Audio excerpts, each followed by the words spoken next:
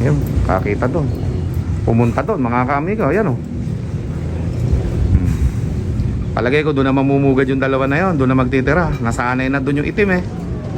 Oh, diyan sila nagpunta nung bagong dating eh. Oh, yan oh. Mas maganda diyan na lang sila talaga magtira sa ilalim na yan para sila lang diyan. Oh, yan oh si Dagit. Oh, mukhang magaling na si Dagit mga kaamigo eh. Mukhang tumutuka-tuka na eh. Hop, hop. Ayan. Nakaka-umit-umit pa doon yung puti ano mga kaamigo. Sanay na sanay sa scavenger eh. Nagkakalapati lang, wala na akong masabi. Lupit na mga ibon, dalaga niyang kalapati. Siya ay nakakabilib, taong mapagkumbaba. Kilalang kilala niyo, punong ministro. Mga kaamigo, magandang umaga sa inyo lahat. Welcome back to Punong Ministro Love TV. So ngayong araw mga kaamigo, nako, monitor po natin yung dalawang Dagit natin ngayon ano, dahil ang lakas ng ulan kagabi. Hindi ko po sila nasubaybayan kung saan sila dumapo kagabi ano mga kaamigo. At dahil nga dyan mga kaamigo, gusto ko makita sila ngayong umaga kung nandito pa sila sa ating loft, no? Okay? At timingan natin yung pakainan para sigurado na makikita natin yung dalawa nating Dagit. At syempre mga kaamigo, yung sinasanay natin sa kanila na doon dumapo sa ilalim ng upuan, nandun po si Dagit mga kaamigo. Kaya 3 Dagit na yung batcher dito sa ating loft. Kung hindi aalis yung dalawa, si Black and White, no, mga kaamigo. At syempre, binabati ko nga pala ang ating mga kasama sa Grab, ano? Philippines Solid Grabbers, PSG. Happy 7th anniversary sa ating lahat, mga kaamigo at mga kalapatids at mga kapatid sa pag-grab driver, okay? Give more 5-star service, mga premium service ang ibigay nyo sa ating mga pasahero, okay? So, mga kaamigo, yung bisita nating dalawa dito after nilang bumalik ano, ayan oh. Yung itim, gutom na gutom mga kaamigo, papatabay natin yan dahil siyempre pumayat ito, 4 na araw ba namang wala dito yan eh. Akala namin eh, bumalik na sa may-ari eh, hindi pa rin pala. Pang-4 na araw, pang-5 araw bumalik mga kaamigo. Yung puti naman, hindi rin umuwi kahapon. Pambihira, o ayan mga kaamigo. Kaya yung mga kalapati natin dito ay talagang dito na nagtira, no? Ang kagandahan lang din ng puti na yan mga kaamigo. Aba, Sus Maria Joseph, sabi panggabi pala yung ibon na yan eh.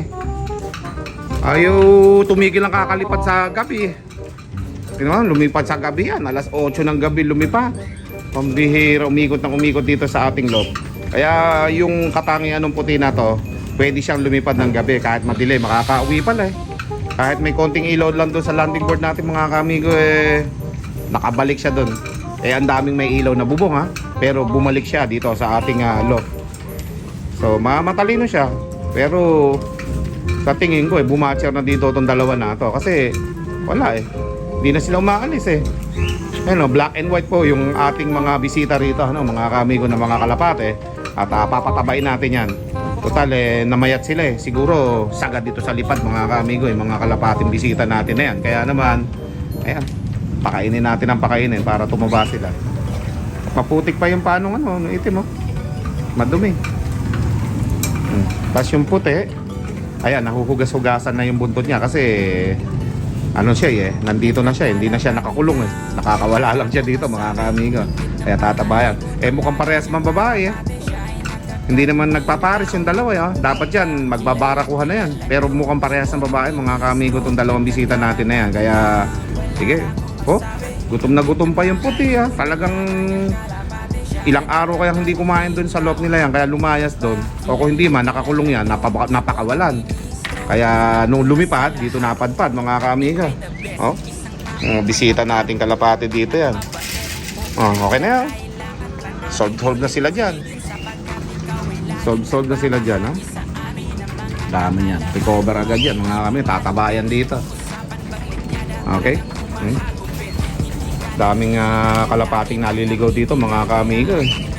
Baka nga totoo yung sinasabi ng iba nating mga followers, subscriber na kaya yung mga ligaw ng kalapati mas pinipili nila na umuwi dito sa ating loft, eh safe sila dito. Okay? Ayan, katulad yan. Dalawang ibon ang umuwi sa atin, black and white pa. Kaganda yan ha. Nagkataon lang siguro talaga to na black and white yung pumunta rito. Oh, tapos yung singsing nila, GRPC na 2024. Yan. Yung puti. Yung isa hindi ko pa nahuhuli eh. Kulay violet eh.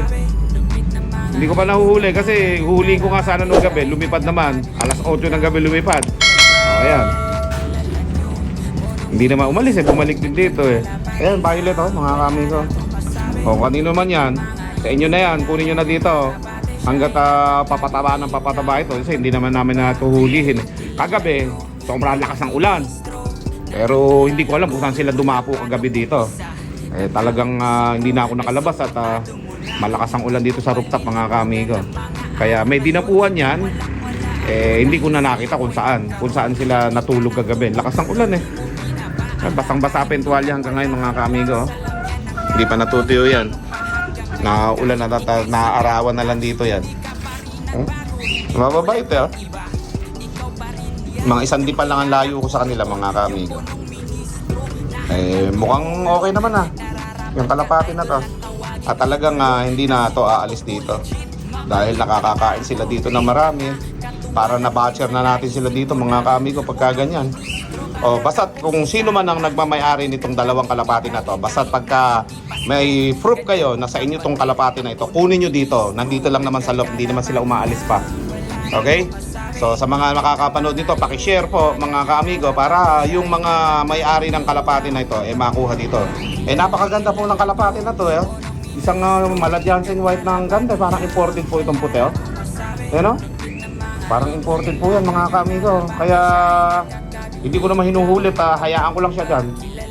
Hindi naman umaalis Tapos itong itim na to mga kaamigo, talagang kung sa ganda lang, maganda talaga. Pero tingin ko babae ito mga kaamigo Ayan tingin ko babae. Tsaka parang nahasanin na siya pumunta nung kiladagit na yun sa ilalim na yun Tingin ko doon natulog kagabi yan Yan sila, gala-gala nito. Kaganda ng puti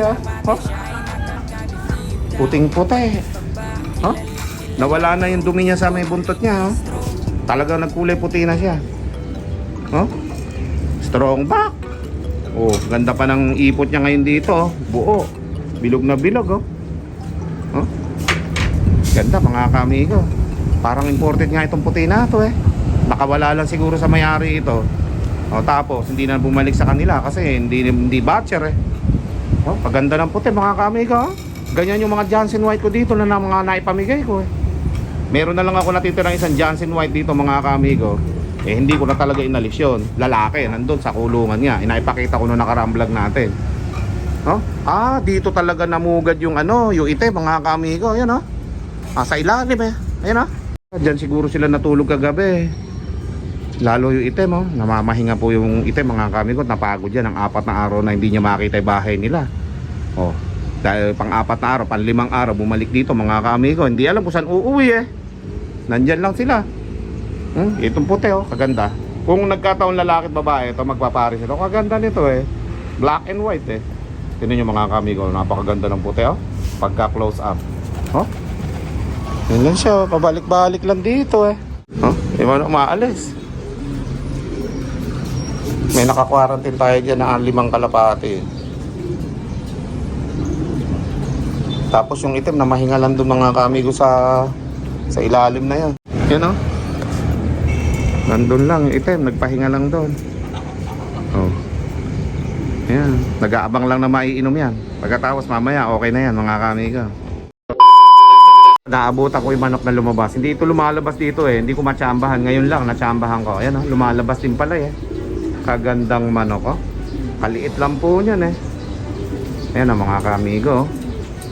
Tagakain ng ipis. Yung mga tira-tira nila, yung mga nalalaglag sa ilalim.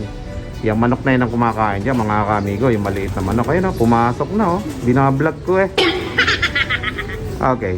So sa umaga mga kamigo, yung mga kalapati natin nagpaparo lang talaga dito. Dahil sa pool ng araw dito hanggang alas 10 ng umaga. Tapos mga alas 11 pa wala na kasi pataas na yung sikat ng araw. Pero sa umaga po mga kamigo, sikat ng araw sa pool ng ating loft. Kaya maganda para sa ating mga stockbird, mga kalapate na nandito sa ating loft. Sa umaga naaarawan sila Kaya malalakas yung katawan ng mga kalapati natin at hindi nahawa lahat ng sipon yan. Kasi once na nalagyan ng sipon yan, tuloy-tuloy po yan mga kamigo. Lalahatin yan. Lahat ng hindi nagkaroon, lalahatin yun. Kaya kailangan matalas kayo sa paghahanap ng mga kalapating may sipon. Agad-agad na iaalis at na nakakahawa. Okay, pag tag-araw, bulutong. Pag tag-ulan, one eye cold, sipon. Yan ang madalas sa mga tama ng kalapate. Taon-taon. Okay? Yan, no? Ganda rin yung may maganitong loop, mga kamigo, na nakaka-viewing sila kahit pa paano para sa sikat ng araw, ano? Ayan sila. Pagka ganyan ang mga kalapati natin, mga healthy po yan, mga kamigo. At yan, no? Mga malalakas ang katawan. Pagka mayroong nakakitang medyo may kakaiba dyan, lalabas agad, quarantine. Ganun lang yan, mga kamigo. Kaya tuloy-tuloy lang ang inom nila ng Betracin Gold. Tuwing umaga po yan, mga kamigo. Tapos ano sila, oregano at saka malunggay juice. Yan, inumin ng mga kalapati natin dito. Breeder, flyers. Yan, iniinom nila yan, mga kamigo. Kaya kailangan talaga na malinis lagi ito. Okay? Ayan, mga kamigo. Yung barless natin. Okay, magpapakain na sila, mga kamigo. Yung inutusan ko lang si Kokoy na magpa-welding ng tricycle nasira yung side mirror ng kolong-kolong namin. Pinutusan ko magpa-welding. Okay, ayan, maporma yung manok nakikita na ko dito kasi ang liit lang niya konti lang ang laki niya sa kalapate ngayon lang ako nagkaroon ng manok na maliit na ganyan. Tapos ano pa niya, hindi pa inaaway yung mga kalapate rito. Hindi inaaway, kabatiin nila yung mga kalapate. Ayan, liit lang sinlaki lang ng kalapate, isa na yan. Okay, ayan, tapos balikan natin dito yung dalawa nating kalapate, yung black and white. Sanay item na wala na. Ayun, nagpunta na naman doon sa ilalim kasi kumakain na. Ay, eto. Dito pala isang item Naggagala-gala lang sila dito ang dalawa, mga kamigo. Yun Ando si Dagit Na one eye cold si Dagit, mga kamigo. Kaya naka-quarantine siya doon sa dulo na yon. Lagyan ko nga ng kulungan doon yung dalawa na yan. Meron ditong tulugan siyang mga kalapati na hindi natin nagagamit Yan yung item punta-punta lang dito. Ayun, kakita doon. Pumunta doon, mga kamigo. Ayan palagay ko doon na mamumugad yung dalawa na yon. Doon na magtitira. Nasanay na doon yung itim Diyan sila nagpunta nung bagong dating yan mas magandang dyan na lang sila talaga magtira sa ilalim na yan para sila lang dyan. Yan si Dagit mukhang magaling na si Dagit, mga kamigo mukhang tumutuka-tuka na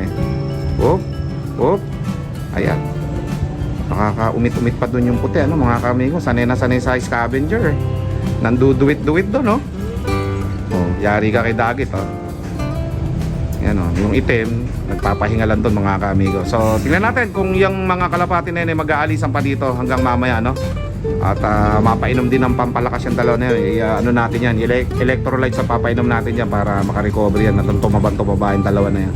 Okay, ang dami sila nakakainan dyan alright, mga kamigo. Dating kulungan ito ng item, ikinulong namin dito yung item. So hindi ito nagagamit dito, doon na lang natin ipapalagay ito sa ilalim ng upuan katabi nila Dagit doon.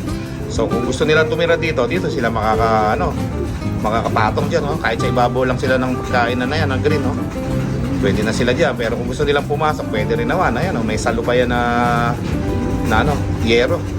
So dyan natin ilalagay yon doon sa may ilalim na yan para doon na sila magtitira hanggat gusto nila dyan. Kung aalis sila, aalis lang sila. Pero kung hindi naaalis, hayaan na lang natin sila dyan, mga kami. Hanggat walang kumukuha ng mga kalapati na yan, pababayaan lang namin dito na nakalakad-lakad dyan, nakakawala, mga kami. Hindi ko nahuhulihin, hayaan ko lang sila dyan. Kasi kahit ihulihin ko, ganun din dito pa rin sila pakawalan na lang. Tapos pagka gusto nilang umuwi sa kanila, makakauwi na anytime, mga kamigo. So kaya ito, ipapalinis ko ipapalipat ko dun sa mga upuan na yon para matirhan ng dalawang bisita natin ni black and white, okay? Para hindi natatakot dito kay Lassie, nandito pa naman si Lassie nakatira sa ilalim. Yan doon natin ilalagay yan. With punong ministro, Love TV.